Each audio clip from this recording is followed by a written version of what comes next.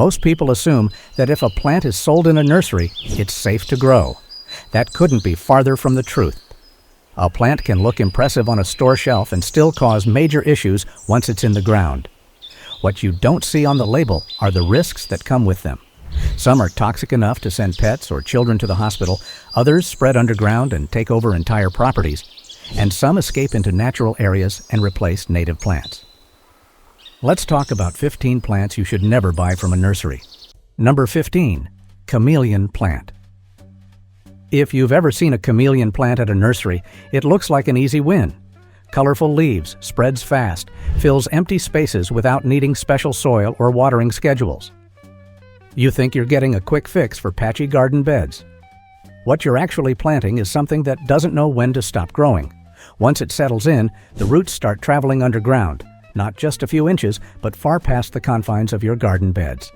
They move under borders, stones, pathways, even into the neighboring beds you never intended to fill. And the problem isn't just how fast it spreads, it's how hard it is to remove.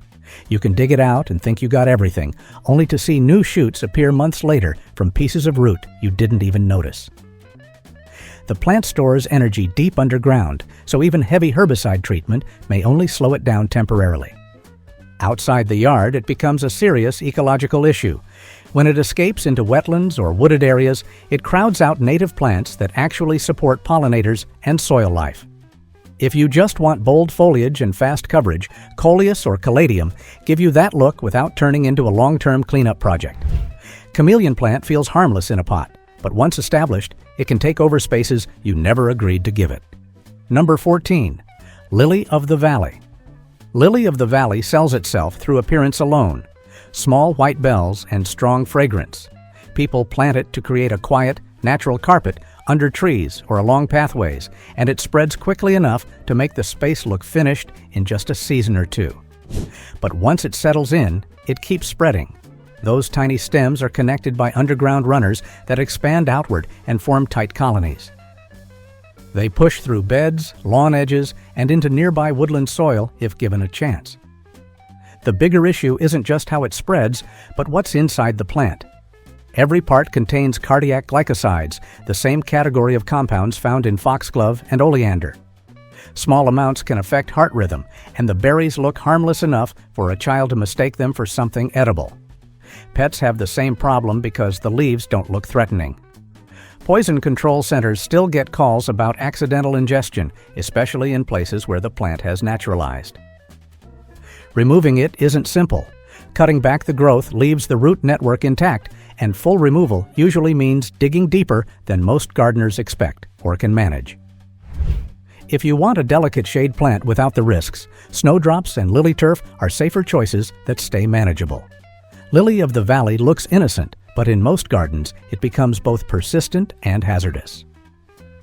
Number 13. Butterfly Bush. Butterfly bush gets attention for the right reasons at first: long purple or pink flower spikes and steady blooms through summer. Nurseries love putting it in the bee-friendly or pollinator garden section because it looks like a shortcut to supporting wildlife. And yes, adult butterflies do visit it, but that's where the benefits stop. The plant doesn't support the full life cycle. Butterflies may feed on the nectar, but their larvae can't eat the leaves, which means the plant draws them in without providing anything for caterpillars to survive on. Meanwhile, the seeds spread aggressively. Wind carries them far beyond yards and into natural spaces where they sprout faster than native shrubs. Once it spreads, butterfly bush forms dense stands that crowd out plants like milkweed, dogwood, and native viburnum, plants that actually feed pollinators, birds, and insects. Removing mature shrubs is difficult because they reseed endlessly and grow rapidly from cut stems. Some areas have already listed it as invasive for this reason. If the goal is to help butterflies, plant native nectar sources like bee balm and coneflower alongside host plants like milkweed and spicebush. They support both adults and caterpillars without overwhelming nearby ecosystems. Number 12. Callery Pear. Callery pear trees look harmless when you see them at a nursery. They grow fast, tolerate poor soil, and fit neatly along driveways and subdivisions. That convenience is the exact reason they became popular landscaping trees. The problem is what happens after a few years. The wood is brittle, Branches form tight angles, and the tree splits easily during storms, often breaking in half once it's fully grown. Homeowners end up removing them long before they expected to. But the larger issue is ecological. These trees were originally thought to be sterile, but cross-pollination between cultivars changed that. Now they produce viable seeds that spread into fields, forests, and roadsides. The trees grow quickly, create dense canopies, and push out native species that wildlife actually uses for food and shelter. Entire regions now deal with large colonies of wild Callery pears taking over natural spaces. They also create a cycle of replacement. The tree looks good early on, breaks apart as it matures, gets removed, and people replant the same species without realizing why the problem keeps repeating. If you want a small flowering tree without the structural issues, go with serviceberry, redbud, or crabapple. They offer spring blooms without damaging nearby ecosystems or collapsing once they reach full size. Number 11. Burning bush. Burning bush looks dramatic in autumn, which is exactly why nurseries promote it. It grows into clean, rounded shapes, tolerates trimming, and does well along fences and property lines. The issue is what happens when birds start spreading their seeds. The berries aren't especially noticeable, but wildlife carries them into nearby fields and forests where they germinate without anyone seeing the early spread. Over time, burning bush forms dense walls of shrubs that block light from reaching native woodland plants. Once the understory disappears, forests lose early season food sources and habitat that smaller species rely on. Trying to remove it after it's spread is difficult because mature plants resprout from cut stems and the roots hold tight in soil. Like a Lernaean hydra from Greek mythology, cutting off one head only makes two grow back in its place. Cutting the shrubs weakens them temporarily, but the seedlings continue filling gaps nearby. In many areas, the plant is now listed as invasive, and some regions have begun restricting sales. If you want a strong fall color without these issues, try winterberry, chokeberry, or native viburnum.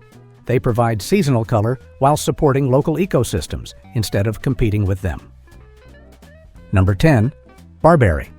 Barberry looks appealing when you first see it in a landscaping display.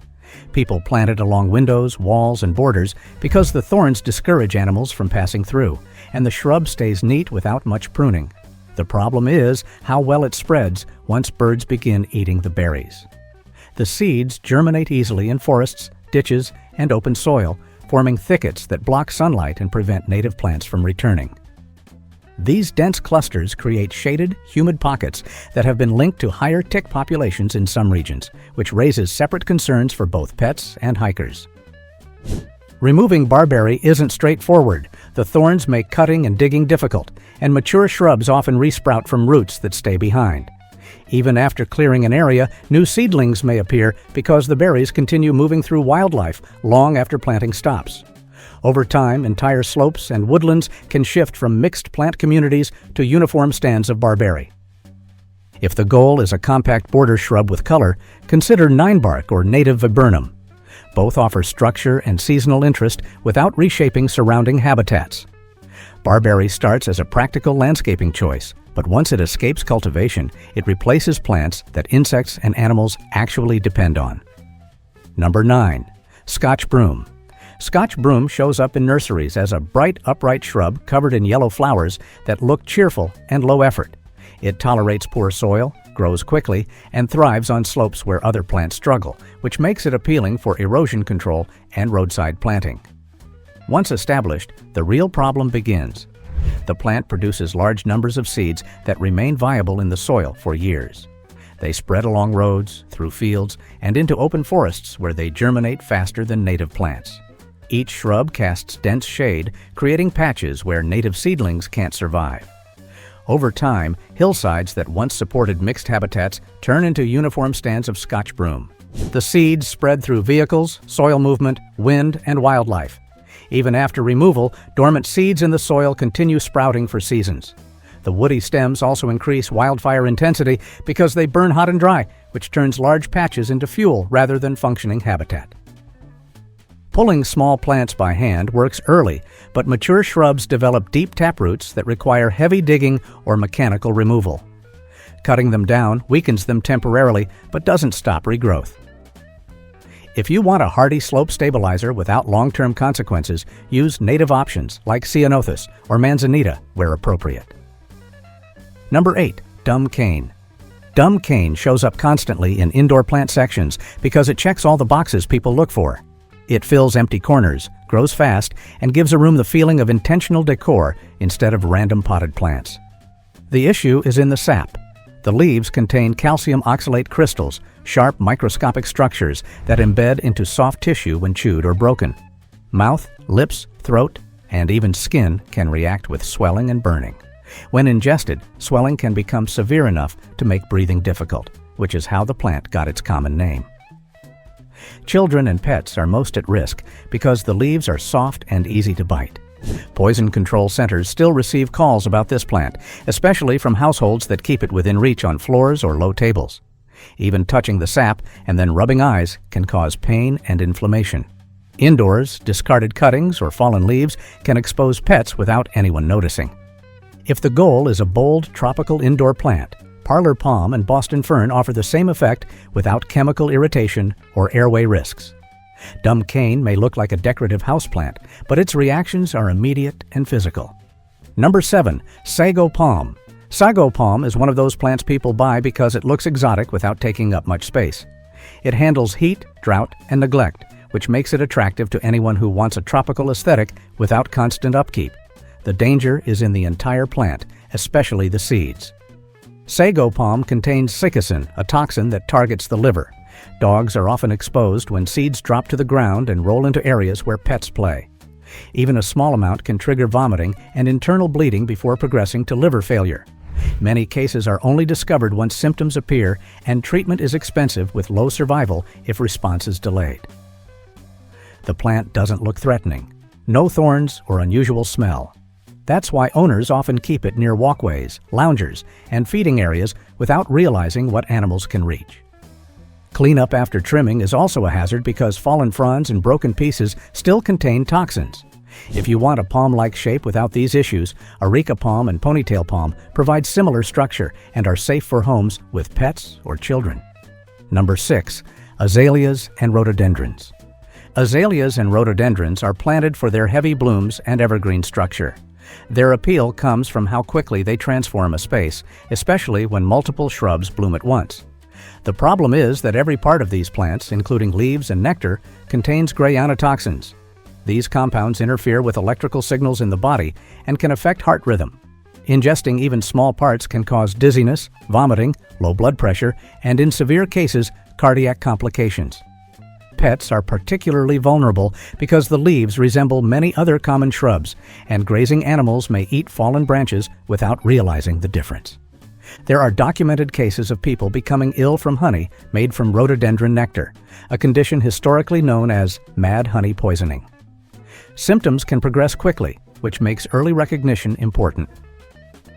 The shrubs also spread into forest edges, where discarded yard waste or unmanaged growth creates dense thickets that crowd out understory plants. If you want a flowering shrub that handles shade and offers seasonal color, serviceberry, oakleaf, or hydrangea provide similar landscape value with far fewer risks to pets and wildlife. Number 5. Lilies. Lilies are popular because they look elegant in almost any setting. Many people plant them without thinking twice because they appear refined and low maintenance. The real issue is how toxic they are to cats. Even a small amount of pollen, a chewed leaf, or water from a vase can trigger acute kidney failure. The danger is often unrecognized because the plant doesn't look threatening, and symptoms may start with mild lethargy before progressing to life-threatening complications. Dogs are less sensitive, but ingestion can still cause gastrointestinal reactions. The risk doesn't end in outdoor soil. Lilies brought indoors as cut flowers shed pollen onto furniture and floors where pets walk, groom themselves, and ingest residue accidentally. People sometimes assume removing petals or cutting stamens solves the problem, but the entire plant poses a risk. Outside, lilies spread from bulbs and offsets. Once naturalized, they can form patches that compete with native woodland flowers, especially in damp areas. If you want dramatic blooms without the toxic concerns, consider daylilies or gladiolus. They provide height and color, but do not carry the same level of risk to household animals. Number 4. Purple Loosestrife. Purple loosestrife attracts buyers because it produces tall spikes of purple flowers that bloom for a long stretch of summer. It handles wet soil, ditches, ponds, and marshy areas where other ornamentals struggle. That resilience is exactly what makes it a problem when it escapes cultivation. The plant produces massive quantities of seeds that spread through water, wind, and soil movement. Once established, it forms thick stands that outcompete native wetland species, including cattails and sedges that support birds, insects, and amphibians. The dense root systems alter water flow, reduce habitat diversity, and can change how wetlands function over time. Removing it is difficult because cutting or pulling often leaves root fragments behind, and each fragment can generate new growth. Seeds stay viable for years, which means areas may need repeated monitoring even after removal. Many regions consider purple Loosestrife invasive, and some states have banned nursery sales because of its impact on waterways and floodplains.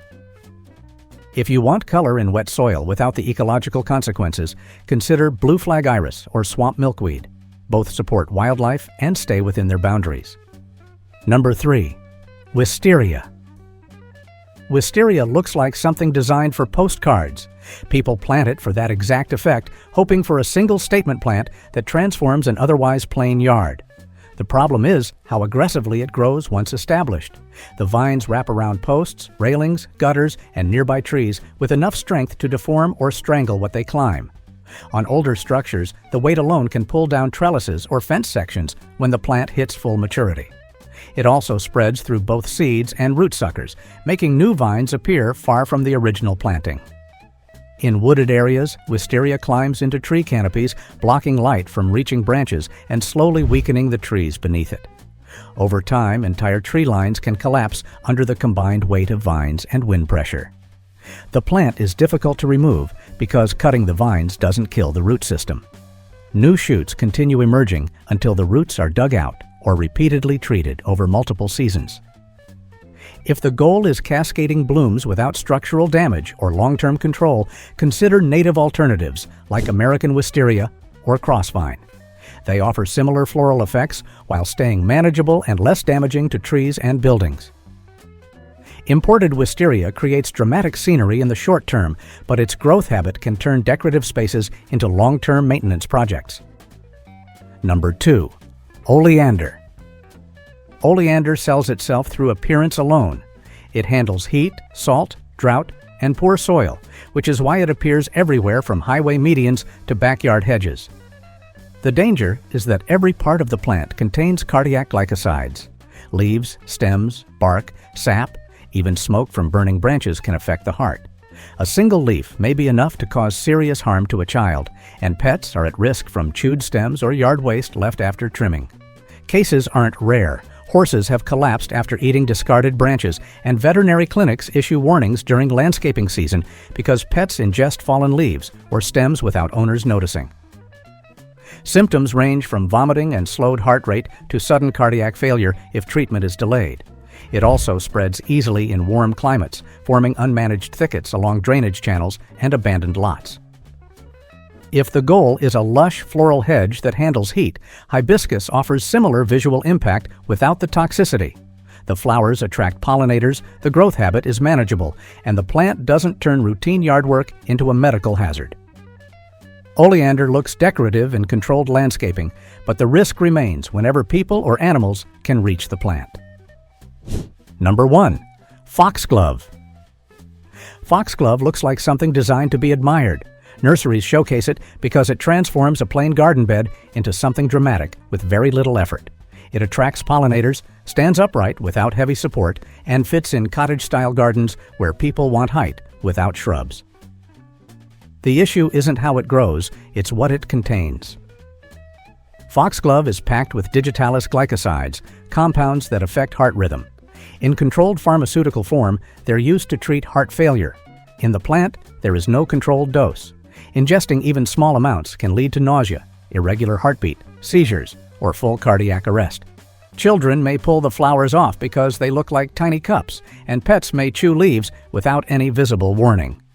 Historical medical use sometimes makes people underestimate the risk, but the danger exists because the boundary between medicinal and toxic is narrow. Handling the plant and then rubbing your eyes or mouth can also cause irritation. Foxglove self-seeds, and once it spreads beyond the original planting, people may not recognize young plants before they flower. If you want tall, colorful spikes without the toxic risk, snapdragons or hollyhock give similar structure and pollinator activity. Foxglove brings visual impact, but in a yard with pets or children, it introduces a level of risk most growers don't anticipate. Have you ever planted any of these without knowing the risks? Let us know in the comments below. If you learned something new today, make sure to subscribe to the video. See you in the next one.